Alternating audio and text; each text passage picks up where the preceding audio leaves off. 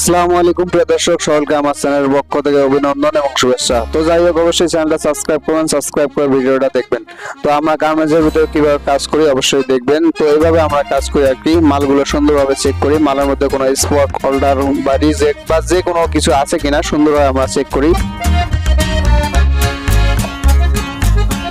তো মালগুলো এখানে চেক করার পর সুন্দরভাবে মেরামত করতে হয়, কারণ অনেক সময় সাইজ মিস্টেক থাকে, বটম মিস্টেক থাকে, প্লাস মাইনাস এগুলো থাকে। তো সুন্দরভাবে আমরা এগুলো মেরামত করে দিই, অর্থাৎ পরিমাপ ঠিক আছে কিনা এগুলো দেখি আর কি।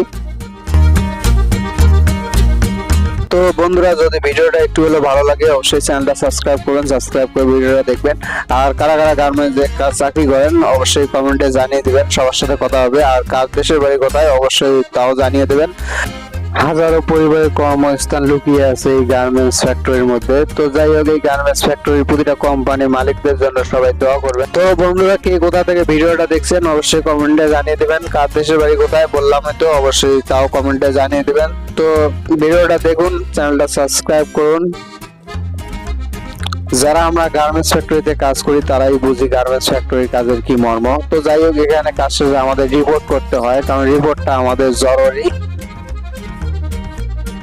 সামনে যে ছোট্ট গাড়িটা আসতেছে, এই ছোট্ট গাড়িটা দিয়ে অনেক বড় কাজ করা হয়, কঠিন কঠিন কাজ এই গাড়ির দ্বারা করা হয়। তো যাই হোক, যদি ভিডিওটা ভালো লাগে অবশ্যই চ্যানেলটা সাবস্ক্রাইব করবেন, সাবস্ক্রাইব করে ভিডিওটা দেখবেন। তো যাই হোক বন্ধুরা, অবশ্যই আপনারা ভালো থাকবেন আর অবশ্যই চ্যানেলটা সাবস্ক্রাইব করুন। বারবার বলি, কারণ আমি হাজারে ভিডিও বানাই। তো যাই হোক, অবশ্যই সাপোর্ট করবেন। আর গার্মেন্টসের ভিতরে রাতের দৃশ্য এটা, তো কত সুন্দর দৃশ্য। তো সবাই ভালো থাকবেন, ভিডিওটি এই পর্যন্ত, অবশ্যই সাবস্ক্রাইব করুন। ধন্যবাদ।